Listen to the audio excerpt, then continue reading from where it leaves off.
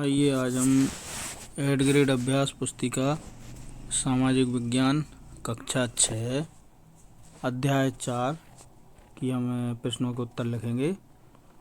तो देखते हैं, अध्याय 4 का नाम है क्या बताती हैं हमें किताबें और कब्रें। प्रश्न क्रमांक 1 है, वैदिक काल में सोम शब्द का एक अर्थ यह भी था। विकल्प हैं ए देवता का नाम, बी पौधे का नाम, सी स्थल का नाम, डी समुद्र का नाम। सही विकल्प है इसका ए पौधे का नाम। बी वाले विकल्प पे सही का चिन्ह लगा लें। अगला प्रश्न है दूसरा, सबसे प्राचीन वेद है। विकल्प ए है ऋग्वेद, बी है सामवेद, सी है यजुर्वेद, डी है अथर्ववेद। सही विकल्प इसका ए है ऋग्वेद। ए वाले विकल्प पे सही का चिन्ह लगा लें।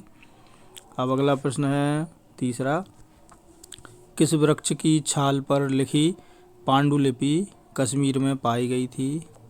विकल्प ए है सागौन, बी है बबूल, सी है भूर्ज, डी है पीपल। सही विकल्प है सी भूर्ज। सी वाले विकल्प पे सही का चिन्ह लगा लें। अगला प्रश्न है चौथा, नीचे दिए गए चित्र में महापाषाण कब्रों से लोहे का कौन सा सामान मिला है। ये चित्र देखिए, ए है घोड़े के लिए सामान, बी है कुल्हाड़ियाँ, सी है कटार, डी बंदूक। तो इसका सही उत्तर है बी कुल्हाड़ियाँ। बी वाले विकल्प पे सही का चिन्ह लगाएं। प्रश्न क्रमांक 5, असमिया, गुजराती, हिंदी, कश्मीरी और सिंधी भाषाएं थी। विकल्प ए है भारत की, बी है जर्मन की, सी है यूनान की, डी फ्रांस की। सही विकल्प है इसका ए भारत की। ए पर सही का चिन्ह लगा लें। अब रिक्त स्थानों की पूर्ति करना है हमें। प्रश्न क्रमांक 6 में 5 रिक्त स्थान है A B C D E. तो ये पांचों में से हम पहला देखते हैं। ये देखिए आप ध्यान से, सारे रिक्त स्थान हमारे भरे हुए हैं, आप इनको भर लें।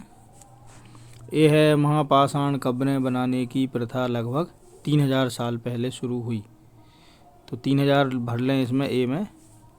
बी है चरक ने अपनी गिनती में दांत, हड्डियों के जोड़ और शरीर की हड्डियों को जोड़कर हड्डियों की संख्या 360 बताई थी। इसमें शरीर की हड्डियों, बी वाले में शरीर की हड्डियों लिख लें। सी है ऋग्वेद की प्रार्थनाओं में भजनों और गंगा यमुना सरस्वती नदियों का उल्लेख किया गया है। तो इसमें सी वाले विकल्प में रिक्त स्थान में 2 रिक्त स्थान है सी वाले पे। तो पहले में भजनों लिख लें और दूसरे में गंगा यमुना सरस्वती, ये भर लें आप। प्रश्न क्रमांक डी है अब इसका छठे का, शिलाखंड प्रस्तर खंड चट्टान नाम से जाने जाते थे। डी वाले में प्रस्तर खंड चट्टान भर लें आप। अगला है ई, प्रसिद्ध वैद्य चरक ने चिकित्सा शास्त्र पर चरक संहिता नाम की किताब लिखी है। ई वाले में चरक संहिता भर लें खाली स्थान में। प्रश्न क्रमांक 7 देखते हैं अब हम, सबसे प्राचीन वेद कौन सा है तथा इसकी रचना लगभग कितने वर्ष पूर्व हुई है। उत्तर है सबसे प्राचीन वेद ऋग्वेद है, जिसकी रचना लगभग 3500 साल पहले हुई थी। अगला प्रश्न है 8वां, सूक्त से क्या आशय है। उत्तर है ऋग्वेद में लिखी प्रार्थनाओं को सूक्त कहते हैं, जिसका अर्थ है अच्छी तरह से बोला गया। अगला प्रश्न है 9वां, ऋग्वेद की पांडुलिपि लेखन हेतु किस वृक्ष की छाल का उपयोग किया गया था। उत्तर है भूर्ज वृक्ष की छाल का प्रयोग ऋग्वेद की पांडुलिपि लिखने में किया गया था। अगला प्रश्न है 10वां, दास या दस्यु किसे कहा गया है। उत्तर है दस्यु वे लोग थे जो यज्ञ नहीं करते थे और शायद दूसरी भाषाएं बोलते थे। बाद के समय में दास शब्द का मतलब गुलाम हो गया। अगला प्रश्न 11वां, ऋग्वेद की प्रार्थनाओं में मुख्यतः किन किन नदियों का उल्लेख है? उत्तर है ऋग्वेद की प्रार्थनाओं में ब्यास और सतलुज नामक 2 नदियों का उल्लेख है। अगला प्रश्न है 12वां। महापाषाणों के निर्माण के लिए लोगों को किस प्रकार के कार्य करने पड़ते थे? उत्तर है महापाषाण के निर्माण के लिए लोगों को गड्ढे खोदना, शिलाखंडों को ढोकर लाना, बड़े पत्थरों को तराशना और मरे हुए को दफनाना आदि कार्य किए जाते थे। अगला प्रश्न है 13वां। महापाषाणों में एक से अधिक कंकाल मिले हैं, वह किस बात को स्पष्ट करता है?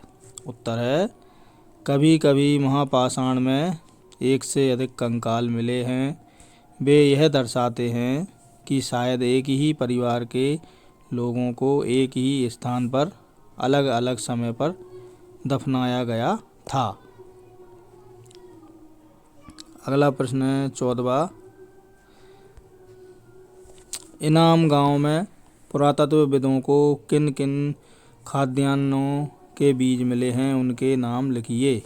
उत्तर है गेहूँ, जौ, चावल, दाल, बाजरा, मटर और तेल आदि। तिल हैगा, ये तेल नहीं है, तिल, इसको तिल लिख लें आप। तिल आदि के बीज मिलते थे।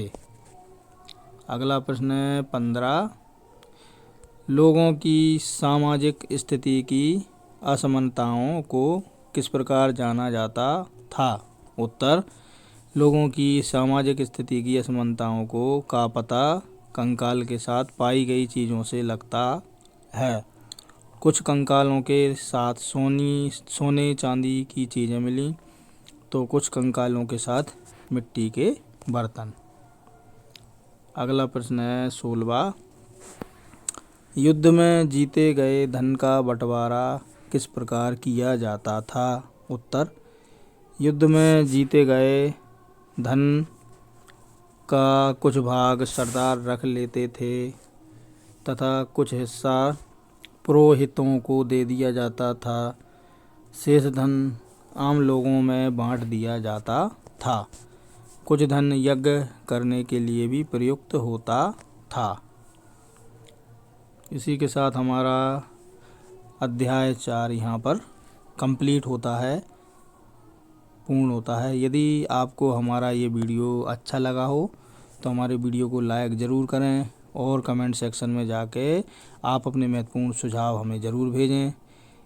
इसी प्रकार के वीडियो यदि आप देखना चाहते हैं तो हमारे चैनल को सब्सक्राइब ज़रूर करें और बेल आइकन को भी प्रेस करें, ताकि आगे आने वाले महत्वपूर्ण वीडियो के नोटिफिकेशन आप लोगों को सबको मिलते रहें। धन्यवाद।